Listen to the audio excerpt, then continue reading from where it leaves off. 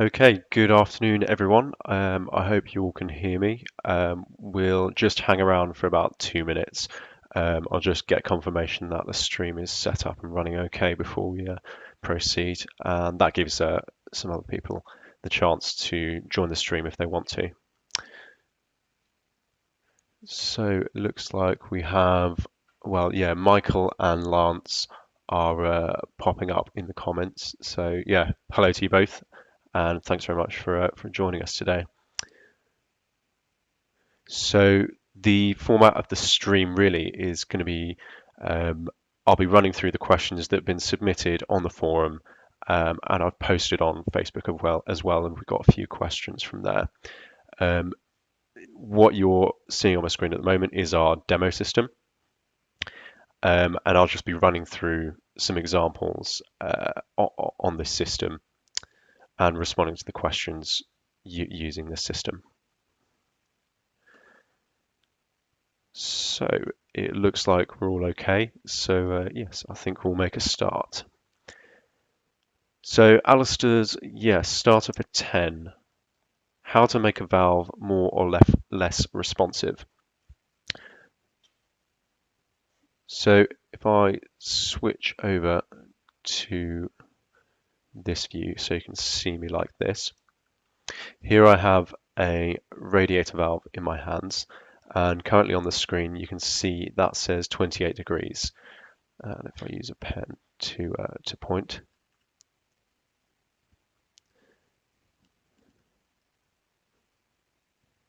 you can see that the battery icon is currently displaying.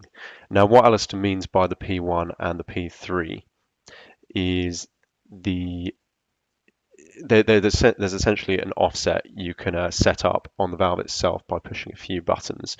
So if I was to hold the the middle button to get up the M symbol, and then I go through to pressing this button through to PB, and then I press the middle button again. P3 it means that it's actually on the maximum offset currently. And if I go P2 by pressing that button, the temperature down button, I can get it to, so it's at the average offset, and P1 is at the lowest offset. So you can see there. So hopefully everyone followed that. And then there we go. And to come out of that, just simply press the middle button again. So really the use of that function is if you have a radiator that is too cool or too warm, you would use you would set up an offset on that valve such to account for the overheating or underheating on the valve.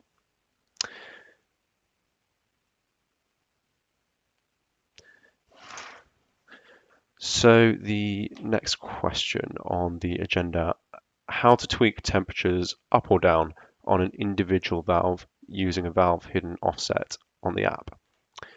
So this is very similar to the last point in that the P1 and P3 is a hidden internal offset, which you set on the valve itself. Now, if I switch over to the app and I go into the main menu, clicking the three bars on the top right hand corner, I go to settings, and then I go devices to bring up the devices list. If I actually click on a valve here, I bring up all the kind of sub parameters, so we can see, the location in the living room, the set point, etc. And this valve hidden offset here, this is essentially another way to set an offset via the app. So as opposed to going to the radiator itself, you can just do it from your phone. So pushing the slider this way, you can see that it's now going to program a +2 degrees C offset on that valve. And what that means is the valve will open with respect to the number of steps inside the servo.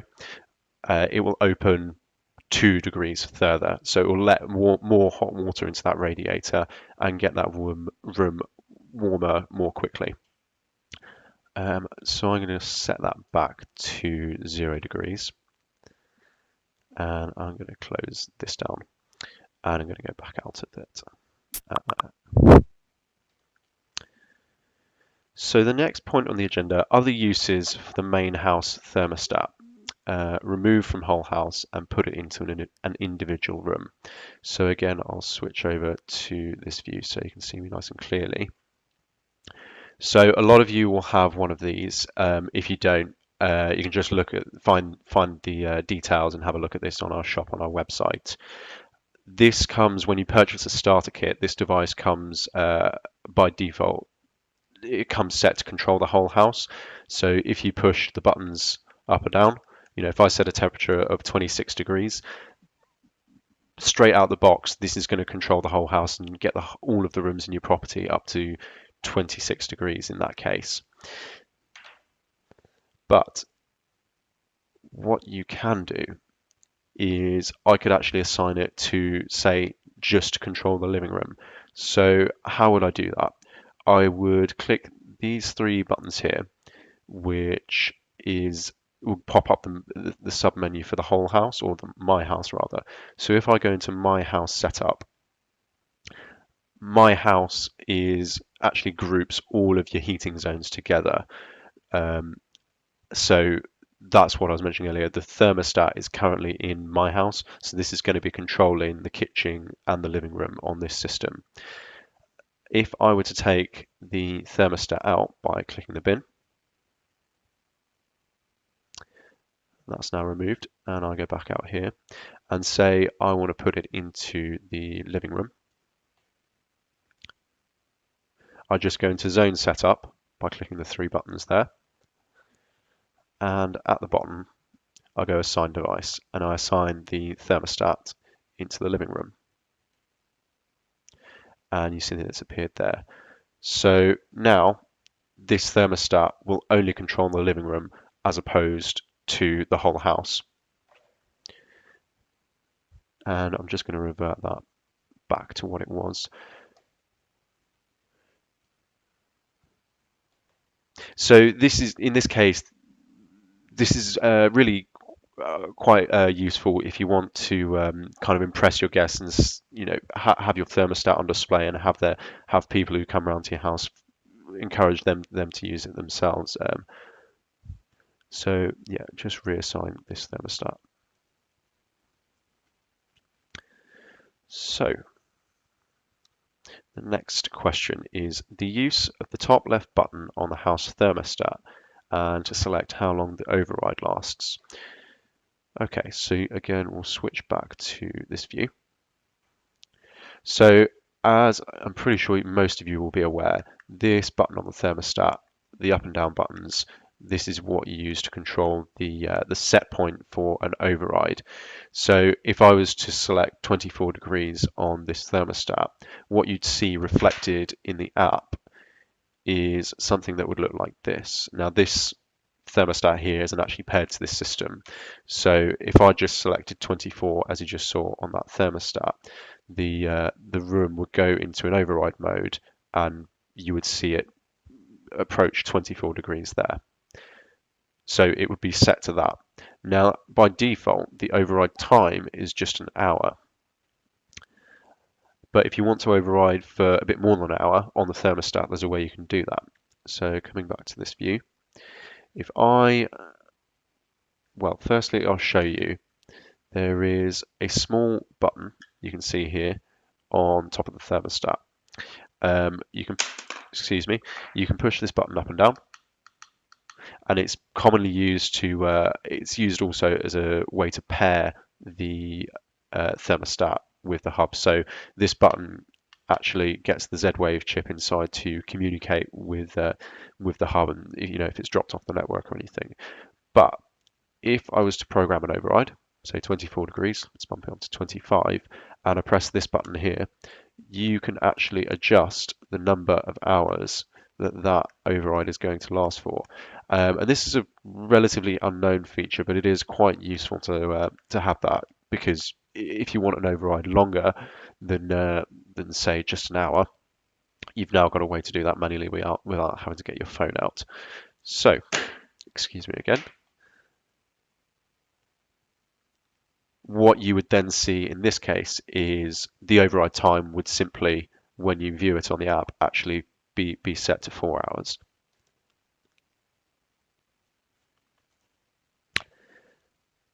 Okay, next one's a bit of a niche one. Cleaning the battery terminals to get more from the batteries. So yes, we do get a number of comments in our support inboxes regarding the battery life of the valves and valves that, for whatever reason, are draining batteries quite quickly. So this becomes quite an a bit of a chore for people. So it's always good to have a technique in your back pocket to get the valves batteries to last longer. So I'll come back here.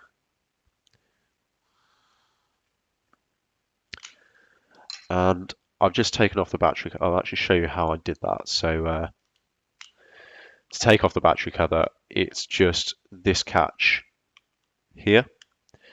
If you get your fingernail under there, you just simply take it off like that. So if I take the batteries out of here,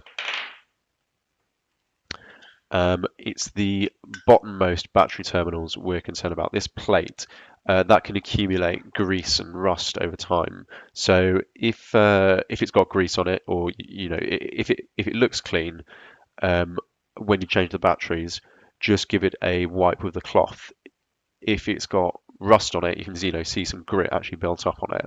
I would actually consider using sandpaper just to clear that, and that improves the contact with the batteries and will hopefully make the battery life last longer, which we have actually seen and tested on out on other jobs. So yeah, you can be assured that using this technique will most definitely extend your battery life.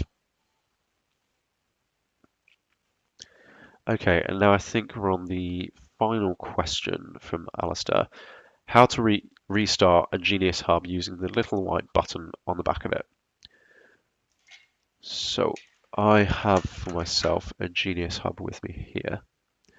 So what you'll see, the Genius Hub will most likely be mounted on your wall like this, if not, just not lying next to your router. The white button on the back of it, if I turn it around, you'll have an Ethernet cable going into here. And to expose the little white button that I'm talking about, just slide off the back cover. So if it's facing you like this, just lift the Genius Hub up, or if you can turn it over, just slide the back plate off like that.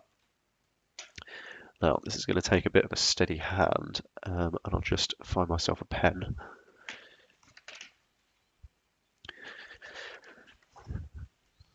Okay, so what we're looking for is if we locate this red button here, just next to it is this smaller white button. Now I'll hold the hub as close to the camera as possible. This small white button here, I'm just motioning to, that cuts the set power supply to the Genius Hub. So even if it is plugged in, if I put a pen, now I'm just using like a standard biro, so this will fit in here in case you're wondering what implement is small enough.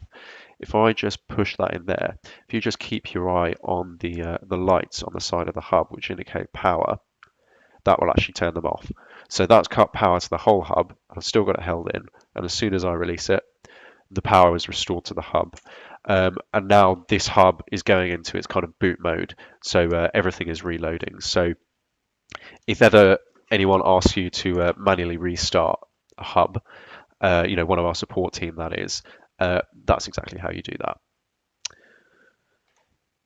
So I'll take us back to the view of the forum. So yeah, going on to your guys' questions now. Stephen Scott asks, I would like to know how I can schedule rooms being switched between occupancy mode and timer mode automatically. I currently do this manually. So Stephen, what I think you're alluding to at the moment is between the footprint mode, it's officially called, and the timer mode. So I'll show you on the app. If I go into kitchen, I believe you're referring to this. I've currently got it in sense mode and the footprint mode.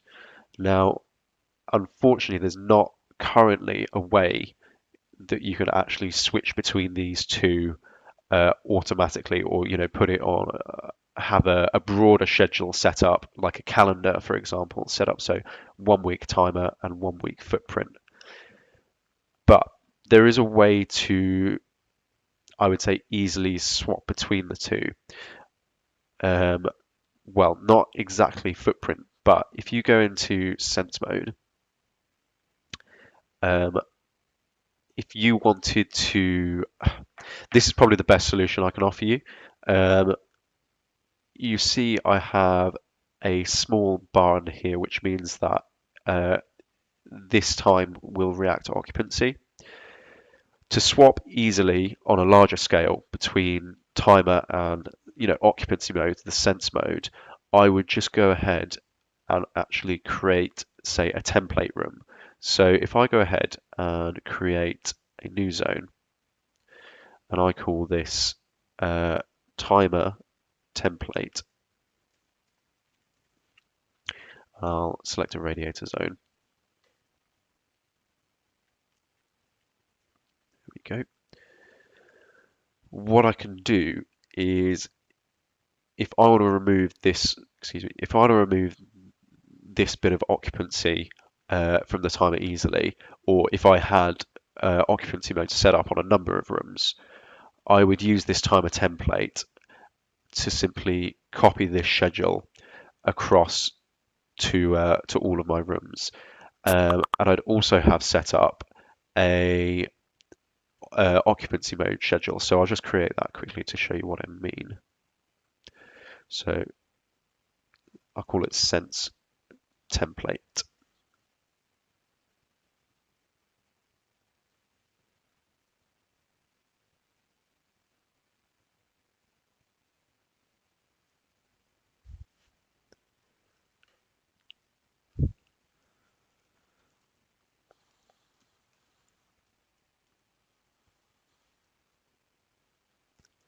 So there we go.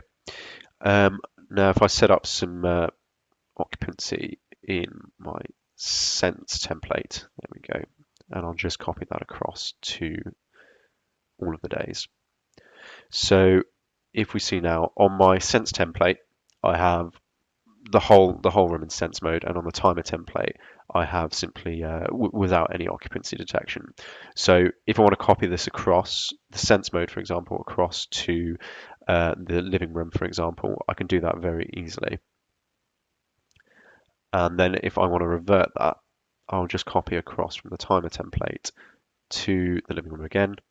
And now the living room is reverted, as you can see, to just timer mode. So Stephen, yeah, so not exactly, I think, what you were looking for, but that's probably the best workaround to easily do it if you have a large number of zones.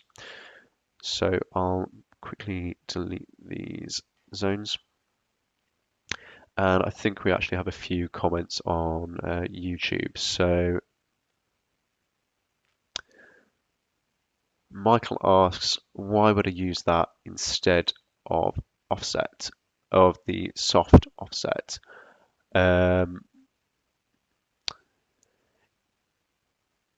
So I'm presuming this is back when I was talking about the valve offsets.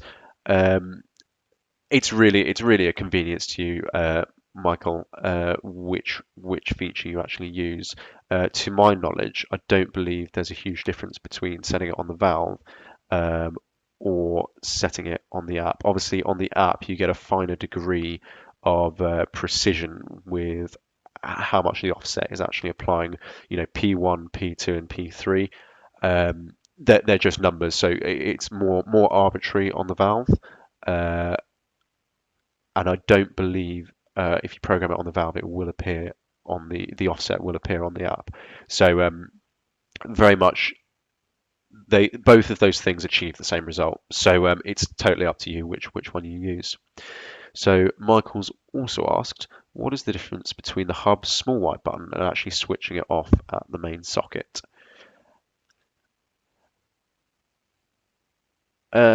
So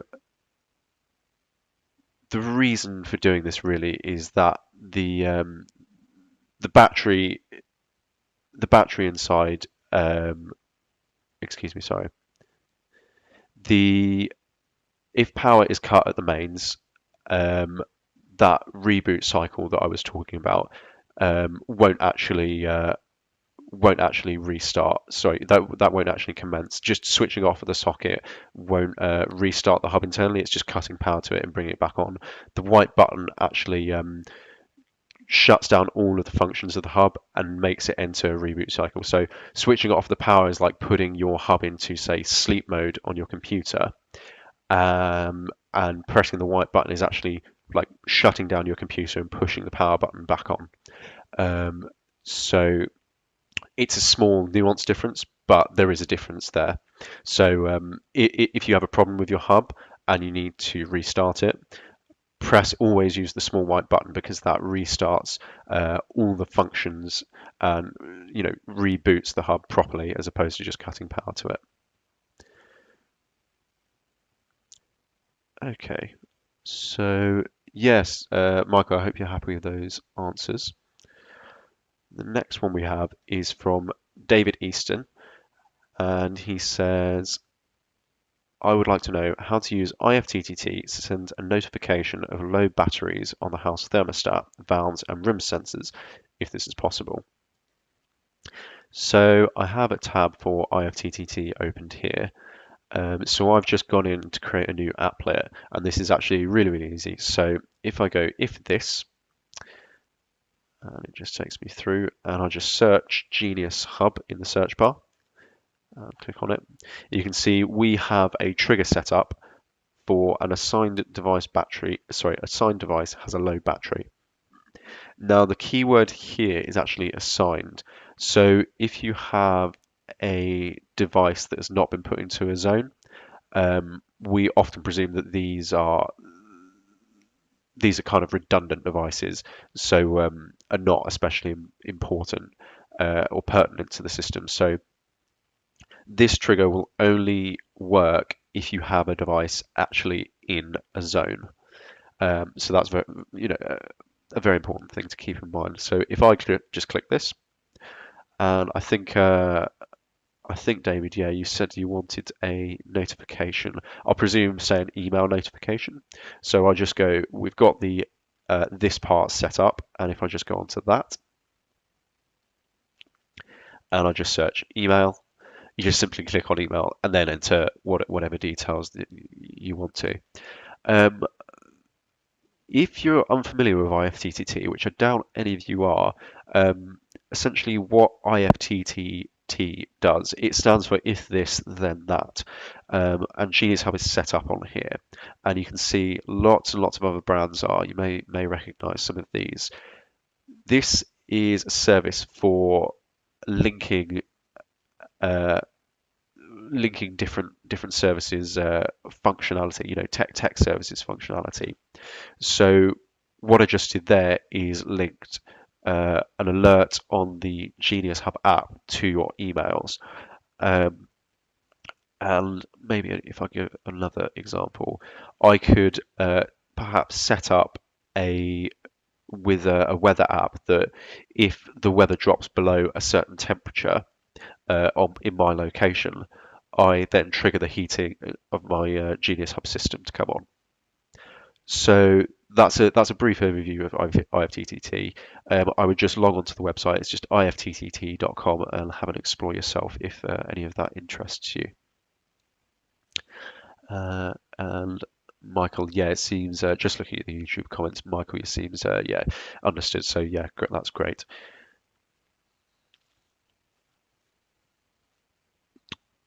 Okay, and I'll just delete this zone that I didn't last time. Okay, there we go. So I think we've got one more question on the forum. I have 10 zones, most with room sensors and one with wet underfloor heating. In my loft is a dual channel receiver. I'm not really sure what this does or how to manage it. Could you provide a brief overview if time allows? Well, absolutely, yes. I have a dual channel receiver with me here.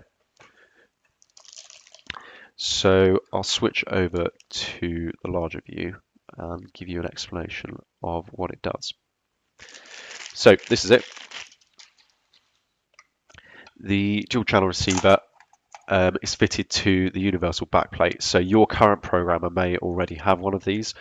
So if you lift off the current programmer in your property on a new install, you might see that and be able to fit this straight on. The dual channel receiver, the dual channel part of it essentially means that this device can provide two separated electrical outputs to a system, and commonly this is used to control the heating circuit and the hot water circuit. On most systems, you'll have a separate plumb zone for your heating and hot water. So if I just open the front door,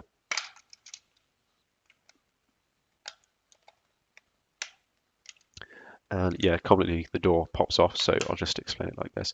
So what we're looking at, the two white buttons in the center mean channel 1 and channel 2. How and where those channels are assigned, that's all in the app, so I'll explain that in a second. The green and red buttons are on and off buttons. So if I wanted to bring channel 2 on, I'd simply hold those two buttons at the same time, and you'd hear quite a loud audible click behind the in the vicinity of the dual channel receiver to hear that coming on, and then you'd hear the cascade, the boiler firing up and the pumps running. And if I wanted to turn channel 2 off, I just press those two buttons. So sorry if you can't see because it's behind my fingers, but the two buttons I'm pressing are that one there for channel 2 and that one there, which is the off button. So just to summarize again, channel 1 and channel 2, and the on button and the off button. This is all explained on the front of it, so that shouldn't be a problem. And when you actually receive your Genius Hub system, inside the door, there's these two kind of cutouts, which is the template of the buttons I just showed you, and we'll label here heating and hot water, for example, or whatever the assignments you chose were.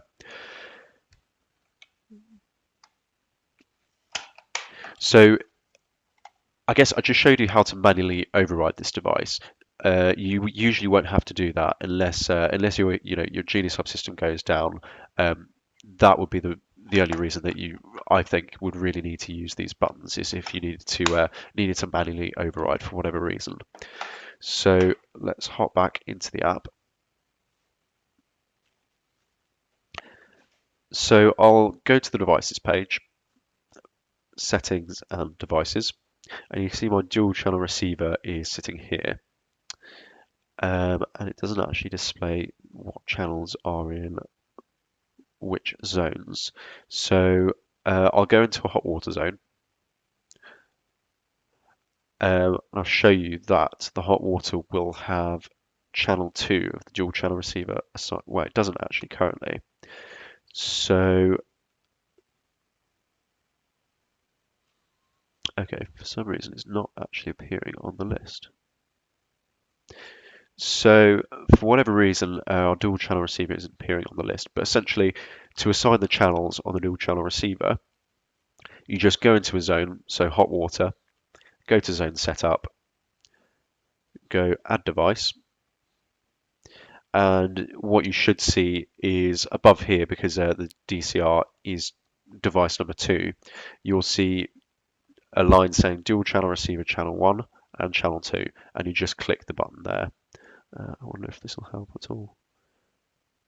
No, unfortunately, there's a bit of a bug in this system for whatever reason that a dual channel receiver isn't showing. But yeah, not to worry. I hope that's clear to everyone. So we've got a couple of more comments in the system. Sorry about the spelling. I was rushing and trying to listen to the webinar at the same time. No problem, Lance. Thanks for the explanation. Yeah, no problem, David. Glad we could help you out. So Michael asks now in the YouTube comments, would I use dual channel manual override if my broadband went down? So yeah, I guess, Michael, to answer your question, if your broadband went down, let's put my whole face on the screen. Yeah, Michael, so if your broadband went down, what that would mean is that your Genius Hub itself, this boy, loses connection to the internet. And if your hub loses connection to the internet, that means that you can't get access to the app, at least not via the internet. In a second, we'll go through a way to access your hub if your broadband is down. But for now, how to get your heating on if the broadband has gone down and you can't access, your hub via the app. Certainly, you can use the boost buttons on the dual channel receiver. So just the top one will most likely be heating. So just pressing the heating and the green button like that, and that will give you, I believe, by default, an hour's boost in the heating. Alternatively, if you have a whole house thermostat, all of the devices are still actually communicating with the hub. The hub doesn't stop communicating with devices just because it loses connection to the internet. Because remember, our system is not Wi-Fi, our system is Z-Wave. So our hub, no matter its internet, status, let's call it, whether it's connected to the internet or not, is still communicating to this whole house thermostat, so to speak. So you can still override the whole house to a set temperature, and as I said earlier, you can select the number of hours. Now, if you use this for your whole house thermostat, or any room for that matter, the dual channel receiver is still actually going to come on. So I hope that answers your question about overriding if the broadband is down. Now, what I was alluding to just now about connecting to your hub if the internet is down. This is a bit of a techie sort of thing to do, but if you, whatever reason, your broadband is down for an extended period of time, say you're changing provider or whatnot, as long as your hub is connected to a broadband router or any sort of a wireless router, you can still get onto it, even if there's no internet connection. So it seems a bit mad, but I'll say it again. As long as your hub is connected to a wireless router, you can get onto it. You can access it via the app, so long as your device, so your phone or laptop or computer, is connected to that same wireless network. So I guess this may be a useful thing to draw on the board. I'll quickly write out a schematic if I can find a pen. So I'll first draw this up on the board and then switch over to the app to show you how to do it. So here we go. So this is my router.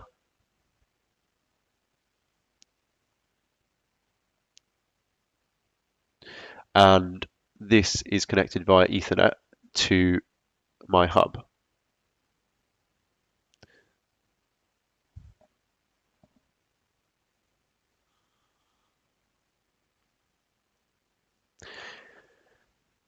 Now, if you have a mobile device or whatever connected wirelessly to this router, sorry, there's a bit of a reflection. What if I move it that way? Yeah, I hope that's easier for you to see. If you have a device connected to your router, you can connect to that hub through local IP. So this broadband router will assign this hub a local IP address. And from your phone, when you're logging in on the Genius Hub app, you can, on the login screen, tell your router, I want to access this hub with this IP address. So that's a bit of a simplified explanation, but I hope that makes sense. As long as your phone is connected to this router wirelessly, and this hub is connected to the same router, you can essentially get onto this hub. So how do you do this exactly? If I log out of the demo system and I go to a different login, I'll type in the credentials for HD demo. Now, it's the functionality for this is hidden. If I just double click the login icon. This brings up the connection settings. Now below here, for whatever reason, that's quite frustrating.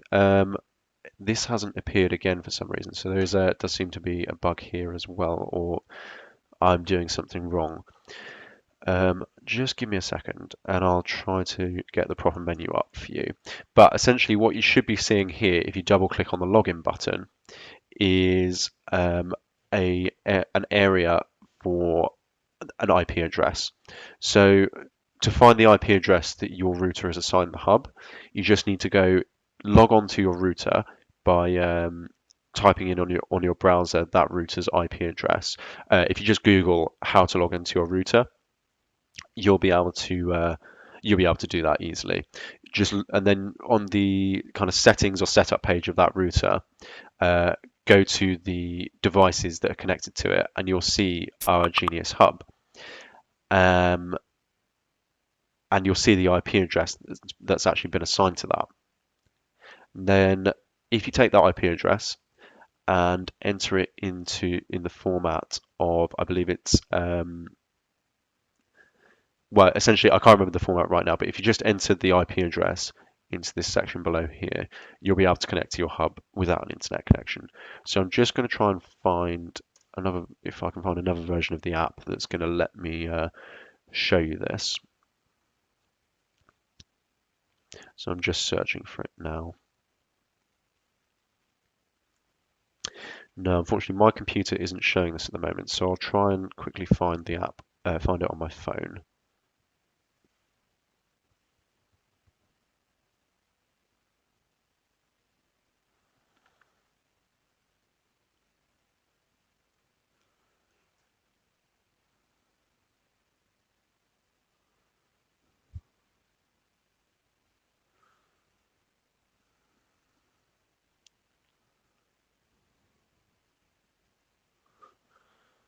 Okay,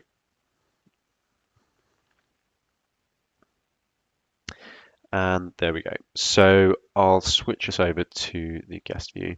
Yeah, so I don't really know why that was working, but essentially what I've got on my phone here, I've just double tapped the login button like that on my phone. And if I scroll down now, there we go. If I scroll down now, you can see Hub Tunnel. So what I'm going to do is deselect Hub Tunnel, select Hub Local. Sorry, deselect Hub Local, deselect Hub Tunnel, and select Hub Manual. Sorry, it's quite difficult to do this looking away from the phone. But there you go. Hub Local and Hub Tunnel deselected. Hub Manual is selected. And in there, you're simply going to input your IP address and then click Login. So it's relatively simple. But that will allow you to connect to your hub without an internet connection, which is well, I don't think that's something any other smart heating system actually offers, or it's quite a niche thing to do. So I'll just log back into the demo app, and I think we have, yes, we do have a yeah, Anthony Grisdale, thank you, has just left a comment on the forum. So I think there's a few parts to this. I have 11 zones, all have radiator valves linked to the Genius Hub. There is a wet underfloor heating on a single zone, so you have one zone of underfloor heating. I'm looking to purchase some more room sensors. Okay, my question would be, do I still need to assign a thermostat to act as a whole house temperature?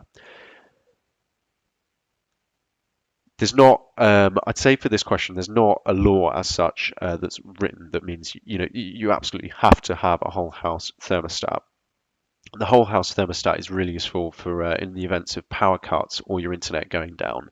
You have a backup for every room of the property to boost your zones. If it so happened that the system went down for whatever reason, and you didn't have a whole house thermostat, every room that you wanted to use, you'd likely have to boost manually. So you don't have to do it, but that's just the risk you would carry if you chose to not have one. So yeah, to summarize, not compulsory, but very useful to have one. And the second part of that question, which room should the whole house thermostat be into? And you say it was always suggested that the thermostat be placed in the coldest room. I think that's the most sensible thing to do. I would most likely just advise that wherever your existing manual, dial thermostat or whatever your existing programmer was originally, which are commonly placed in the hallways, um, yeah, I'd just put that thermostat there. If it's in a convenient enough location, you could actually take that dial thermostat off the wall and the hole where it's been, just cover it up with our thermostat so you don't have to use any filler there. So, yeah, the advantage of having it in the coldest room in the house, as you actually correctly suggest, is you're not going to get the thermostat overreading or overcompensating for what the temperature is. If you're taking the lowest temperature reading, you're essentially making yourself safe because you're always going off what the coldest room in the property is. And the last part to this question: could the system not look at data from all rooms and suggest a room or even give a virtual temperature based on the average of all those rooms? It's a good suggestion, but it's never been built into the app, I think, for the purpose. It's just not what one temperature reading is just what's necessary. If you take an average, I would imagine that you have your hottest rooms which are satisfied and your coldest rooms which are fine, and then your rooms in the middle. If you take the average temperature of the whole house and use that as a whole house temperature, you're actually kind of forgetting the coldest rooms on your system. So they're just gonna remain cold because the whole house thinks that it's actually satisfied, perhaps. So it's always best, yeah, that we just use one temperature channel for the whole house. And that looks to be about it for the forum questions. We've got a few more comments on YouTube.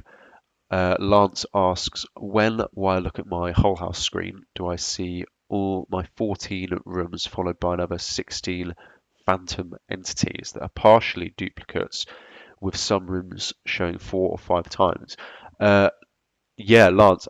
So what I presume you're seeing is if I show you, yeah, the demo system, you're probably seeing for example, the living room duplicated 3 times, here, here, and here.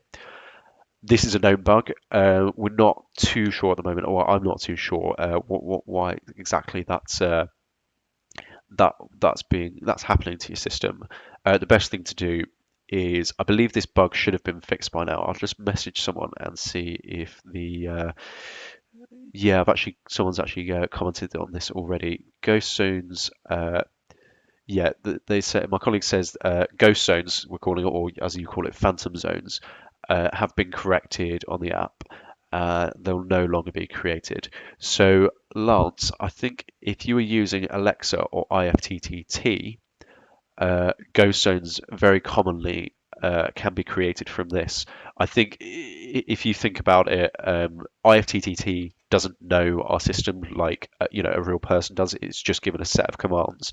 So what I think may have been happening is IFTTT triggers will occasionally say, "Oh yeah, bring the living room on," and because it may misread the room names or the zone names on your system, and if it can't see a living room for whatever reason, it will just create a new zone called living room.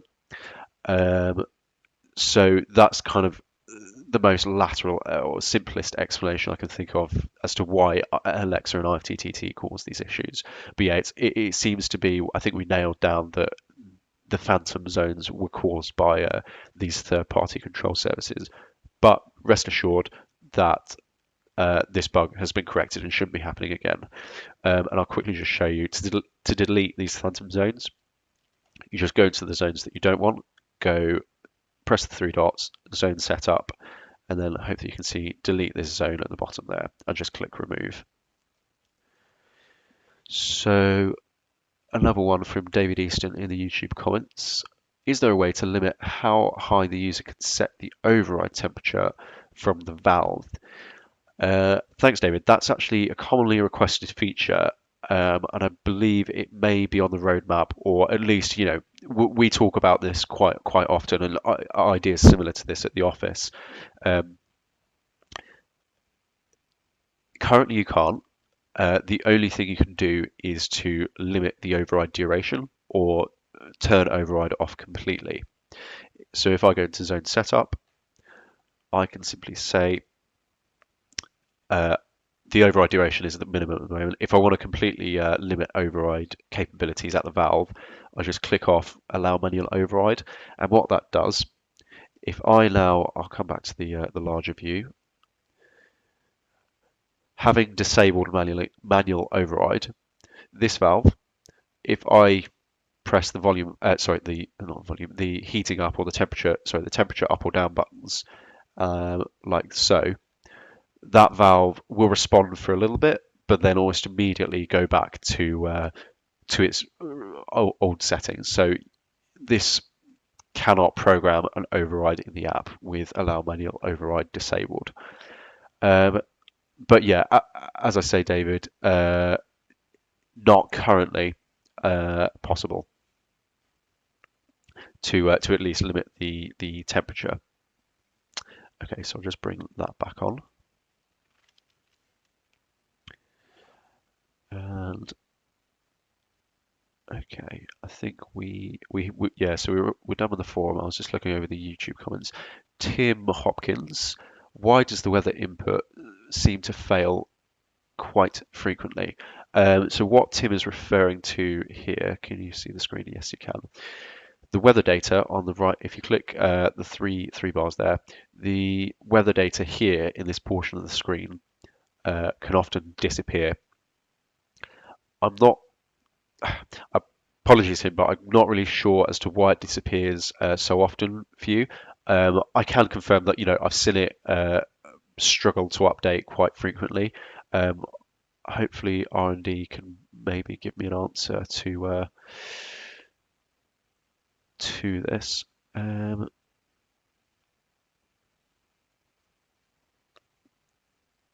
No, I'll just ask someone if they can give an answer to your question, and then we'll just move on briefly and come back to it.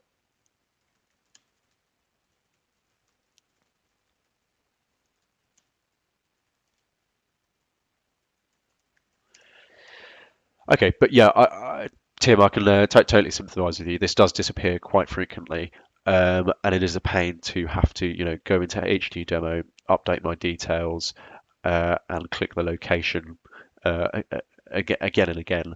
Um, I'd possibly try updating your location, waiting 10 minutes, and restarting the hub. But we'll see what R&D say, and see if they can give you a reason as to why that's happening. The only thing that is really kind of limiting on your system, it's not taking away any of the core functionality. The only thing you'll be missing is this little blue line on the zone charts. So on the zone charts, I hope you all followed how I got onto this page here. Really, all you're not getting with the location or the weather data is this blue line at the bottom here, and the system will use that temperature to account for how hard it needs to push the radiator valves, and it will also use it when considering frost protection. So if it drops below 4 degrees outside, it will kind of put the system on a bit of an alert and say, okay, yeah, boys, let's stay cautious and make sure that just keep monitoring the temperatures inside.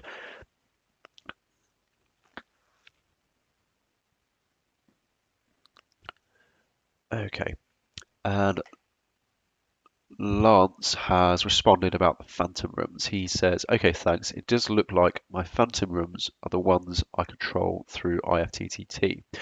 So yeah, I hope that explains it for you, Lance. I believe, yeah, as I say, we have fixed this bug, so hopefully it shouldn't happen to you again. You can continue to use IFTTT with your system.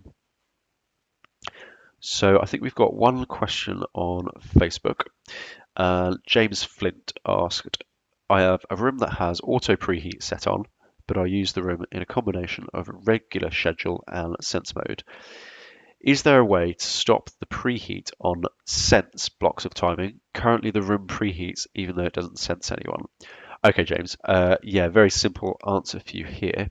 If I take the living room and just apply a period of occupancy detection,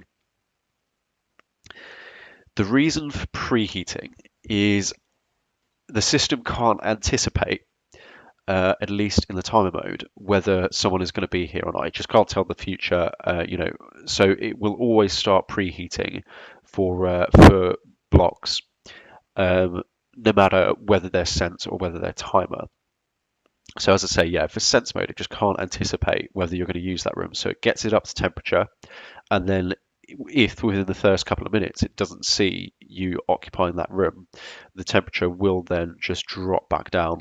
It will turn the room off after that point. So with preheat on, in the sense mode, yes, there is a risk that you are wasting a little bit of energy, but um, it's not going to be a huge amount, just to get a room up to temperature. I would hope at least. Uh, so it's a good suggestion, to be honest, that it would be useful, I agree, to have, if we look at preheating, if I go allow preheating here, to maybe have another option for only allow preheating for, non-occupancy detection modes. So I'll actually create a feature request on our forum now. So if I go into our forum and I go new topic, I'll just put it in the feature request category, and I'll quickly say pre sense mode preheating.